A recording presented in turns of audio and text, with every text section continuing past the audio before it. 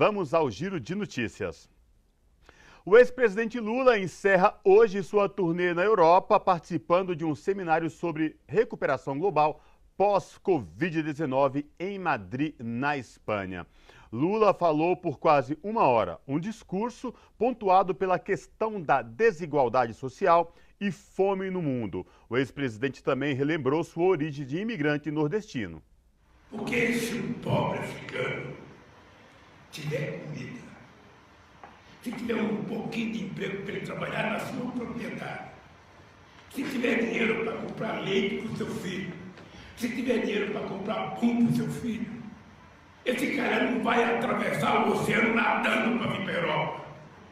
Esse cara não vai dar milhões de euros pela vida. Eu sei o que é isso. Eu sei o que é isso porque eu tinha 7 anos de idade. Aliás, eu não tinha nascido quando meu pai largou da minha mãe em 1945 para ir de Pernambuco a São Paulo, mais de 2.000 quilômetros de distância, para poder ver se arrumava emprego para sustentar a família. Em 1952, 7 anos depois, meu pai voltou para Pernambuco para levar a família. Ou seja, eu tinha 7 anos de idade, andamos 2.000 quilômetros em cima de um caminhão, 13 dias de viagem. E por que caminhão foi? Será que ela queria ir para São Paulo mesmo? Não, ela precisava dar comida para os filhos, porque se ela estivesse lá em Pernambuco, ela teria ficado. Não é possível a gente imaginar fome num planeta que produz mais alimento do que o povo necessita. Como saída, Lula propôs uma governança mundial. Nós precisamos ter coragem de dizer que nós precisamos de uma nova governança mundial. Que a governança mundial criada depois da Segunda Guerra Mundial e nem suas instituições, sabe, que a gente chama de instituições de Bretton Woods, resolve o nosso problema. Por que só China, Estados Unidos, França, Inglaterra e China no Conselho de Segurança? Sobre o atual governo brasileiro, o ex-presidente Lula disse que o povo vai dar umas bicicletas, quer dizer, motocicletas, de presente a Jair Bolsonaro, para ele sumir. Ele nunca visitou uma pessoa que estava com Covid, nunca visitou uma família, nunca visitou. Ele gosta mesmo de andar de motocicleta. E o povo brasileiro vai dar a motocicleta para ele sumir. Pegar uma estrada sem fim e restabelecer a democracia naquele país. Lula resumiu a turnê na Europa como o início de uma longa caminhada. E o mundo vai arrumando, é o mundo sem fome. É o mundo sem fome. É um mundo onde as pessoas vivem dignamente. E eu acho que todos nós poderemos contribuir para isso. Eu, quando estive com o Papa Francisco, eu fui dizer para ele que eu ia fazer um percorrido pelo mundo para discutir a questão da desigualdade. Mas aí veio o Covid. Eu fiquei dedicado há quase 2 anos e estou com muita vontade de andar. Por isso, eu quero agradecer o convite, porque a minha caminhada já começou e ela vai ser longa, e eu sei que a luta vai ser muito difícil. Um beijo no coração de todos vocês. José Zapatero, ex-presidente da Espanha, disse que o mundo quer Lula de novo na presidência do Brasil. Lula libre, Lula libre,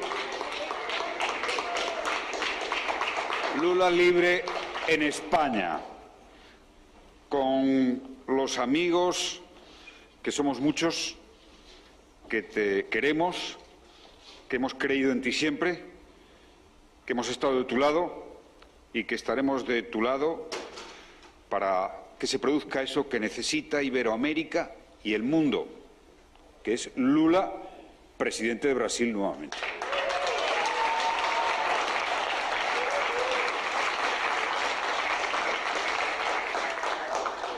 Este discurso que han escuchado hoy de aquí del presidente Lula, este resurgir del presidente Lula, que va a ser el resurgir del Brasil que yo conocí en mi etapa de presidente, era la referencia en el mundo, Brasil.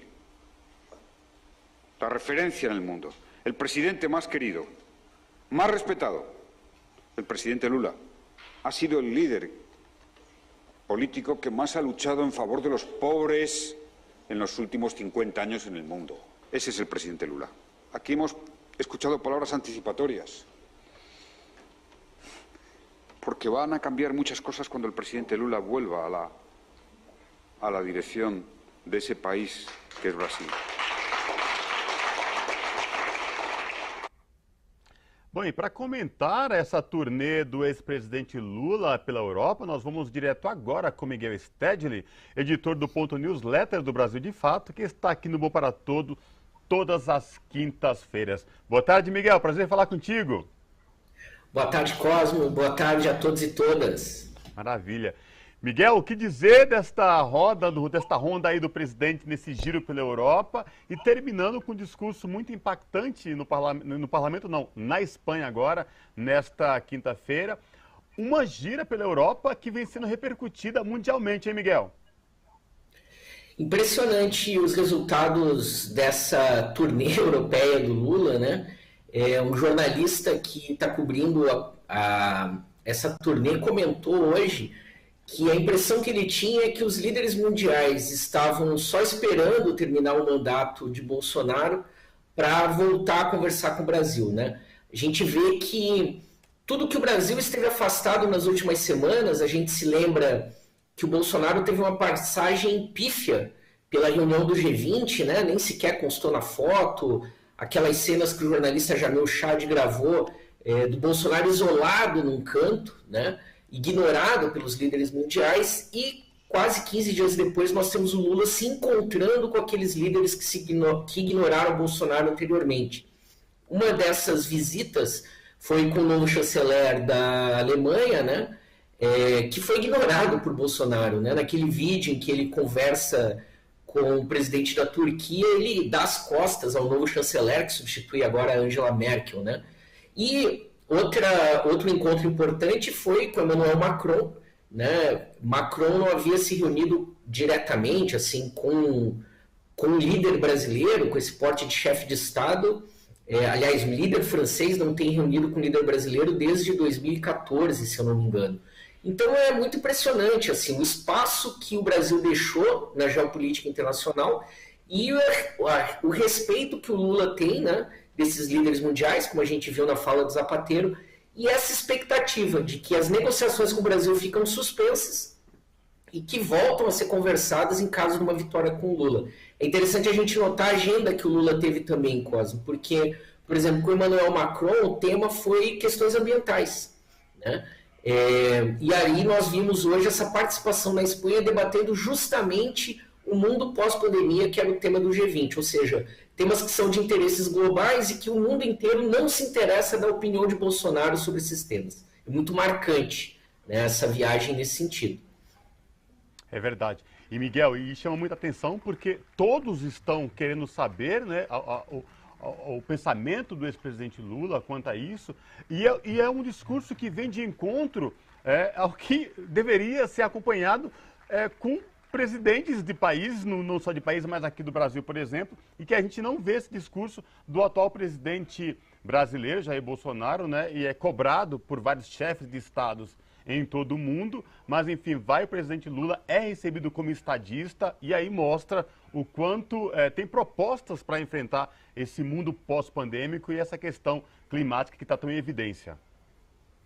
E o que fica mais contraditório nessa passagem do Lula pela Europa, aliás, o que reforça essa passagem dele, é que ao mesmo tempo nós tivemos uma das poucas viagens internacionais do Bolsonaro, agora nessa mesma semana, para o Oriente Médio, né? Ele esteve visitando aí 3 países do Oriente, Emirados, Dubai, enfim, né? E uma viagem completamente inútil, você não vê nenhuma negociação, nenhum acordo, não traz nada de relevante ao Brasil, é quase um grande turismo, né? Aliás, não é a primeira vez que os ministros ou a família Bolsonaro passeiam em Dubai esse ano, né?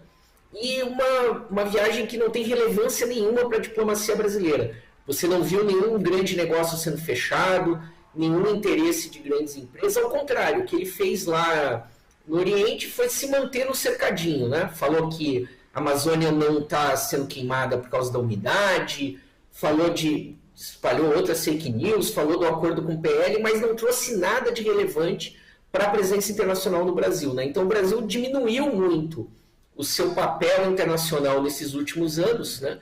E há essa expectativa interna e externa de que o Lula possa reconduzir o país a player internacional, como se diz na geopolítica, né? Miguel, na verdade, esta visita do presidente ao Oriente Médio teve sim algo importante. Ele foi assistir uma luta de MMA. Você chegou a ver repercutir? Não tinha visto essa, mas Ele foi. comprova que é turismo, né? Que, de fato, poucos negócios, né? Poucos interesses nacionais. Aliás, o pouco que ele lidou que diz respeito ao Brasil preocupa, porque houve encontros referentes a indústrias petrolíferas e, de novo, a sinalização do Paulo Guedes da possibilidade de privatização da Petrobras. Ou seja, enquanto a viagem de Lula pela Europa é para projetar o lugar do Brasil no mundo, é discutir grandes temas, né? Bolsonaro e Paulo Guedes foram de novo à venda, né? Entre um turismo e outro, entre uma fake news e outra, colocaram à venda aí o nosso maior bem ativo, que é hoje o petróleo e a Petrobras, né? Miguel, o que a gente pode avaliar de toda essa viagem do presidente Lula à Europa, essa turnê que ele fez, passando pelo Parlamento Europeu, se encontrando com o próximo primeiro-ministro da Alemanha, recebido pelo Macron como chefe de Estado, e agora na Espanha, recebendo um prêmio internacional na França. Do que a gente pode tirar de concreto especificamente dessa turnê do presidente pela Europa? Olha, Cosmo, vamos pensar em cenário interno, né? Na conjuntura local aqui do Brasil. A CPI terminou, a pandemia está diminuindo, felizmente, né? Tem essa possibilidade da terceira dose. Então, o tema político para o próximo período, ainda que a gente tenha aí quase um ano até as eleições, vão ser as eleições mesmo, né? E aí, nesse caso, o Lula está nadando de braçada, o vento está favorável, né? Porque ele volta com mais cacife, né? Essa viagem justamente comprova, né, o reconhecimento internacional que ele teve. E, de certa forma, também a gente se lembra quando o Lula esteve preso, logo depois que saiu, quando recuperou os direitos políticos, ele sempre dizia, olha, minha missão é recuperar a minha biografia, é limpar o meu nome, é provar que eu fui injustamente perseguido, né? E, nesse caso, ele pode dizer que essa primeira parte da missão dele está cumprida, né? Ele atinge esse objetivo. Então, ele volta para o Brasil com cacife alto, né? E, ao mesmo tempo, quando a gente olha nesse quesito das eleições, o que ele está trazendo? Está trazendo propostas para resolver a fome e a economia, os dois problemas que mais agravam o povo brasileiro. Por outro lado, o Bolsonaro não só não consegue resolver os seus embrólios eleitorais, a gente não sabe ainda por qual partido ele se filiará, se vai ficar mesmo no PL, né, qual será a chapa, enfim, como efetivamente o governo não tem resposta para esses dois problemas. Como salvar a economia brasileira e como combater a fome. No dia de hoje, por exemplo, o Partido dos Trabalhadores está entrando com um pedido de apuração por que 25 milhões de pessoas estão sendo excluídas desse novo auxílio, né, que substituiu o Bolsa Família e também o auxílio emergencial. Né? Ou seja, as ações do governo aprofundam muito mais a crise econômica e a crise social do que solucionam. Né? E aí, nesse debate, o Lula vem encacifado. Vem com reconhecimento internacional e vem com todo o histórico do seu governo, né, que foi marcado justamente por isso, pela saída do Brasil do mapa da fome. Então, é uma viagem que internacionalmente traz ganhos, mas que também traz frutos dentro desse cenário interno, né, da nossa conjuntura nacional. Miguel, falando em cenário interno, foi notório o quanto a imprensa brasileira, a imprensa tradicional, tentou invisibilizar esta turnê do Lula pela Europa, turnê importante, recebida por vários estadistas na Europa, no Parlamento Europeu, no Palácio do Eliseu como chefe de Estado, mas parece que a imprensa tradicional brasileira resolveu esquecer isso, tirando ontem que finalmente alguns canais de televisão aqui do Brasil chegaram a noticiar, né, e falando, colocando em debate o fato do Lula ter recebido um prêmio internacional, ter sido recebida no Palácio do Eliseu.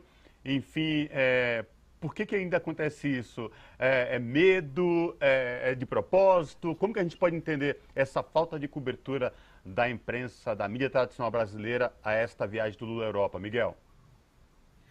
Olha, a grande imprensa, ela tem grandes proprietários, né? E esses grandes proprietários ainda não se decidiram como vão se posicionar na eleição de 2022, né? Há um descontentamento de setores com o governo Bolsonaro e há outros setores da classe das elites brasileiras que estão satisfeitos e que vão permanecer no governo Bolsonaro. A gente ouviu algumas semanas atrás o áudio daquele banqueiro André Esteves, né, do BTG Pactual. A gente sabe que tem grandes redes de comunicação ligadas a igrejas fundamentalistas, neopentecostais, que também, né, tem uma postura favorável. E há um outro setor que continua sonhando com essa terceira via, né? Seja Sérgio Moro, seja João Dória, né? E o que a gente sempre tem falado aqui no Bom para Todos é que esse tempo da terceira via está se esgotando.